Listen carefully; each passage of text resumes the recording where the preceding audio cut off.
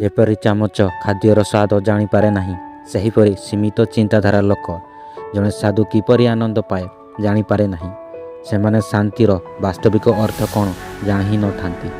ଯିଏ ଭିତରୁ ଶାନ୍ତ, ସିଏ ନିଜ ଆତ୍ମାରେ ଆନନ୍ଦ ପାଏ। ସିଏ ଝଗଡ଼ା, ଗାଳିଗଲଜ, ଓଲଟାସଲଟା ଚର୍ଚ୍ଚା କରନ୍ତି ନାହିଁ। ସେମାନେ ବକବାସ୍ କଥା, ଅନ୍ୟମାନଙ୍କ ବିଷୟରେ ଚର୍ଚ୍ଚାରେ ଧ୍ୟାନ ଦିଅନ୍ତି ନାହିଁ।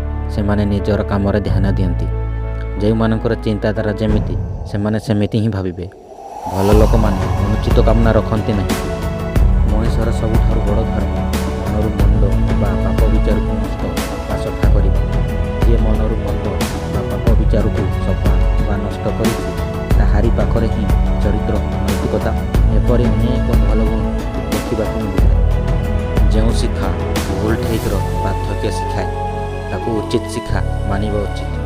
ଭଲ କଥା ଭଲ ଲୋକମାନେ କୁହନ୍ତି, ଆଉ ଭଲ କଥା ଭଲ ଲୋକମାନଙ୍କୁ ହିଁ ଭଲ ଲାଗେ।